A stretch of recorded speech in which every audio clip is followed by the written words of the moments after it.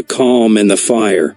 There's a moment in every crisis when the air thickens, when fear takes over logic, and people start making desperate moves.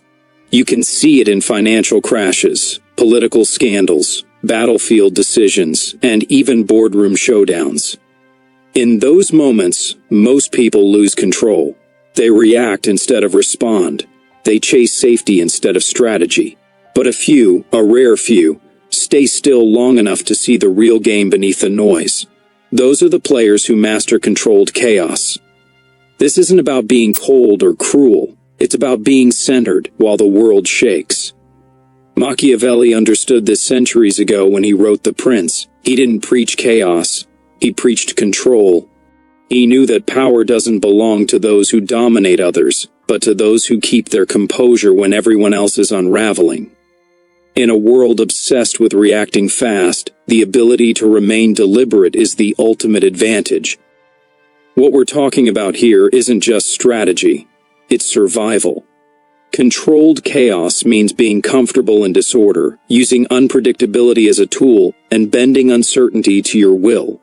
Whether you're leading a company through crisis, managing your personal brand, or just navigating the storm of modern life, this mindset separates the people who endure from the people who win. Let's break down how the Machiavellian method turns chaos into a controlled weapon, and how you can use it to rise when others fall apart. 1. Understanding controlled chaos. Controlled chaos is not recklessness. It's not diving headfirst into danger and hoping to come out clean. It's the art of managing disorder with purpose, of making instability work for you instead of against you. To master it, you have to understand one key truth: chaos is inevitable. The market will crash. Leaders will betray you. Plans will collapse. The world will always tilt. The question isn't if, it's how you move when it happens. At its core, controlled chaos is about adaptability. It's the mindset that lets you pivot instantly without losing your center. Think of it as a martial art of the mind, where you use the force of events against themselves. The people who survive chaos are not the strongest or the smartest. They are the ones who can remain flexible under fire. Like water, they shape themselves to the container, yet never lose their essence. But to use chaos, you have to stop fearing it. Panic is the true enemy. Most people respond to crisis with emotion, anger, anxiety, impulse. The Machiavellian mind steps back and observes. It doesn't deny the storm, it studies it. It asks, what does this chaos reveal? What are others missing while they panic?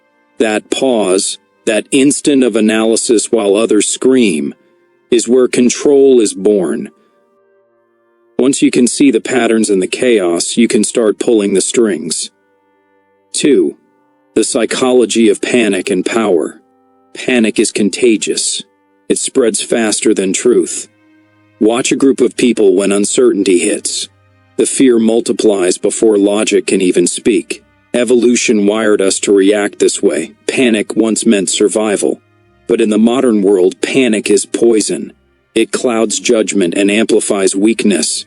The people who understand this, who know how fear operates, can use it to dominate almost any situation. Machiavelli knew that human behavior is predictable under pressure. Panic exposes what people truly value: security, validation, belonging. It strips away the mask and reveals their core instincts. A Machiavellian strategist doesn't fight this, they exploit it. When others panic, they gain clarity. When others run for safety, they find leverage. This is not cruelty, it's control. In a chaotic world, being emotionally steady gives you the upper hand every time. The irony of panic is that it gives rise to power for those who stay composed. While the crowd looks for a savior, the calm voice becomes the authority. When everyone else is reacting, the one who appears certain, even if they aren't, becomes the leader. This is why Machiavelli wrote that it is better to be feared than loved if you cannot be both.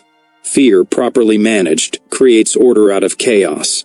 It aligns people's actions when reason no longer can. The trick is to command it without succumbing to it. 3. The Machiavellian Blueprint. To apply the Machiavellian method in moments of chaos, you must think in terms of structure, not emotion. Machiavelli's world was one of betrayal, shifting alliances, and constant uncertainty. Yet his strategies remain timeless because they address human nature, not circumstance. His blueprint was simple. Anticipate instability, prepare contingencies, and never let your emotions drive your moves. The first rule is detachment. You must see situations as they are, not as you wish them to be. This means assessing every player's motive, every hidden agenda, every possible outcome, with no illusions. Machiavelli warned that the world rewards perception more than purity. Appear virtuous, he said, but act with reason. In chaos, image becomes a weapon. The leader who looks calm, confident, and in control can influence others even if they're just as uncertain internally. The second rule is leverage. In chaos, power shifts constantly. The one who adapts fastest, who can read the changing power dynamics, can turn small advantages into major wins. That's why Machiavelli advised princes to learn how not to be good. He wasn't promoting evil, he was promoting realism. When others freeze, hesitate, or moralize, the Machiavellian acts, decisively, strategically, and with full awareness of the stakes. Controlled chaos rewards the player who moves with precision while others move with panic. 4. Control through perception. In a crisis, perception is power. People don't follow truth, they follow the image of control. That's why the smartest operators in chaotic situations don't just act calm, they project calm. They understand that appearances shape reactions faster than facts ever can. In the eyes of the crowd, the person who looks unshaken becomes the person who is in charge. That's not manipulation, it's psychology. Machiavelli understood this centuries before social media turned perception into currency. The first step in mastering controlled chaos is mastering the optics. When others lose composure, every small movement you make, your tone, your timing, your stillness, sends a message. The point isn't to fake confidence. It's to own your space so completely that panic can't find a home in you. Leaders who survive chaos are rarely the loudest. They're the ones who stay measured while everyone else loses rhythm. In war, this shows as tactical patience. In politics, as controlled messaging. In business, as composed leadership when others overreact. But there's a deeper layer here, one Machiavelli would have recognized instantly. Perception isn't just about how others see you, it's about how you shape how they see reality. When people panic, their sense of proportion collapses. They magnify threats and minimize opportunity. A Machiavellian thinker uses that distortion. They redirect focus. They make the trivial seem decisive, or the decisive seem trivial, depending on what the moment demands. By managing perception, you don't just calm chaos, you choreograph it. 5. Turning disorder into advantage. Chaos destroys the unprepared but rewards the adaptive. Every disruption, political, economic, social, redistributes power. The ones who lose their footing fall because they resist the change instead of reading it. The Machiavellian approach isn't to fight the storm but to surf it. You don't conquer chaos by overpowering it, you win by flowing through it with intent. When systems break down, new paths open. During a market crash, assets realign. In a leadership crisis, loyalties shift. In moments of panic, people look for someone, anyone, who appears to know what's next. If you've trained yourself to stay analytical while others are emotional, those moments are your field. The key is to move while others freeze. Reacting fast isn't enough. You have to react intelligently. Every piece of chaos carries a hidden structure. Your job is to find it first. Think of great strategists throughout history, from Sun Tzu to Napoleon to Steve Jobs. All of them thrived in turbulence because they understood timing. They didn't wait for calm, they created clarity inside disorder. Jobs built Apple's dominance during tech uncertainty. Napoleon rose from political upheaval. Each turned volatility into leverage by understanding that chaos isn't the enemy, It's the opportunity disguised as crisis. The lesson? Don't fear the breakdown. Learn to navigate it. If you can master your emotions, you can master any disruption. 6. Emotional detachment as a weapon. Emotion is both the greatest strength and the deadliest weakness in chaos. It fuels passion, but it clouds vision. Panic, pride, anger. They all turn decision-makers into reactionaries. Machiavelli taught that a ruler must be like both the lion and the fox, fierce enough to act, but cunning enough to stay detached. Detachment doesn't mean apathy. It means clarity. It means making decisions from logic, not impulse. The disciplined mind uses emotion as fuel but never as steering. When chaos strikes, detachment gives you distance from the noise. You can see what others can't because you're not trapped in their emotional frame. You can predict moves, identify weaknesses, and act strategically while others drown in feeling. That's not coldness, it's control. In business, it's the CEO who stays silent in the storm while competitors make desperate public statements. In politics, it's the leader who refuses to show anger even when provoked. Detachment unnerves the unstable. It makes them expose themselves. There's a kind of power in emotional silence that few understand. People equate calm with confidence. When you don't react, they project strength onto you. The less you reveal, the more they imagine. Machiavelli used this principle in diplomacy, to remain unpredictable by being unreadable. Today, the same rule applies.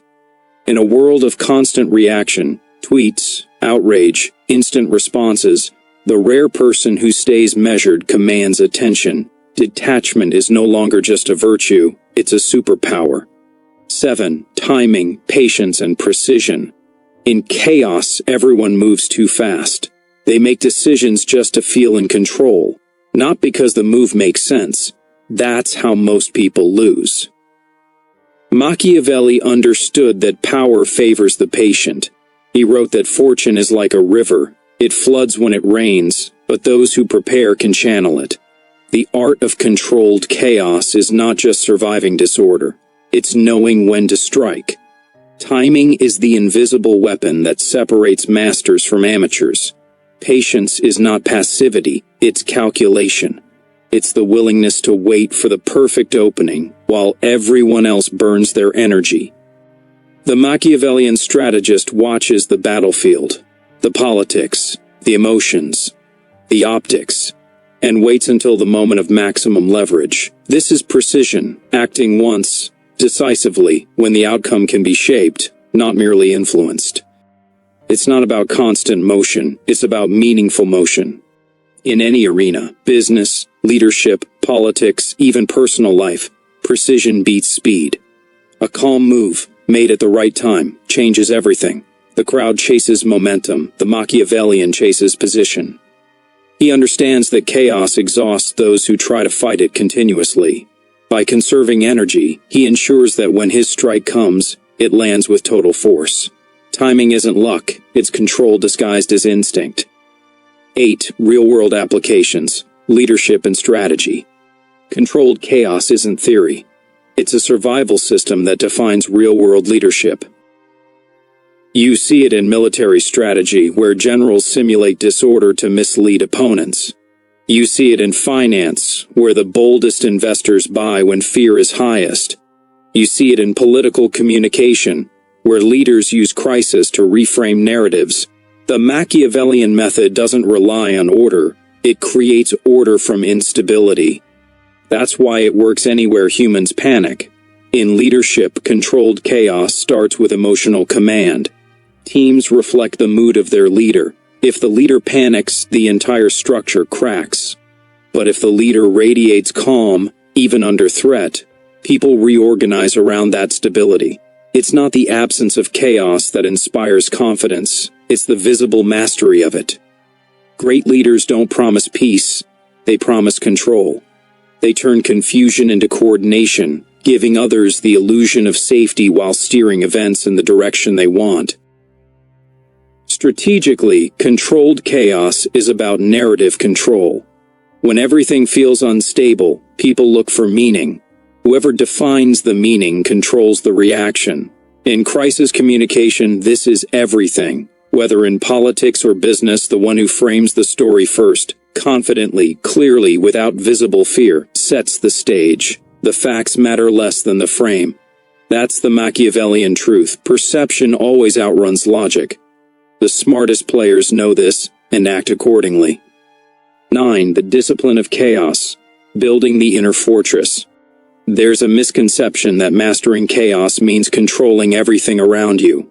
The truth is simpler and harder. It means controlling yourself. Machiavelli's prince didn't conquer through force alone. He ruled through understanding. He knew that fear, anger, and greed were natural forces, not flaws to erase but instincts to harness. The art of controlled chaos begins inside. Building an inner fortress means becoming immune to volatility. You don't get there by denying emotion, but by mastering it. Every day, the modern world floods you with chaos, breaking news, social pressure, economic shocks, personal stress. To win when others panic, you must train your mind to stay still in motion. You have to practice clarity under tension. Meditation, physical discipline, mental rehearsal. Whatever your method, the goal is the same. Calm is your default setting. Once you internalize that calm, you become untouchable. Chaos stops being something that happens to you and becomes something that happens around you. You can walk through fire without catching flame. Machiavelli would call that the highest form of power, not domination of others, but dominance of self. In the end, controlled chaos is an internal art. The outer world only mirrors how steady you are inside. Conclusion: winning when others fall apart. At its heart, controlled chaos isn't about manipulation or domination. It's about composure, the quiet strength that comes from refusing to lose yourself when everything else unravels. Machiavelli's real genius wasn't cruelty, it was clarity. He saw that the world runs on perception, emotion, and fear, and that those who rise above those forces become unshakable. That's the essence of winning when others panic. When chaos hits, most people chase certainty. They crave control, reassurance, safety. But the truth is, control doesn't come from knowing what will happen next. It comes from being ready for anything. The Machiavellian method teaches you to turn panic into patience, confusion into opportunity, and uncertainty into strategy. It's not about fighting the storm, it's about becoming the eye of it. So when the next crisis comes, when markets crash, when rumors spread, when everything spins out of rhythm, remember this: power doesn't belong to the loudest voice, the fastest hand, or the biggest army. It belongs to the one who stays calm enough to see clearly, the one who waits, plans, and acts with precision, the one who turns chaos into command. That's the art of controlled chaos. That's how you win when others fall apart.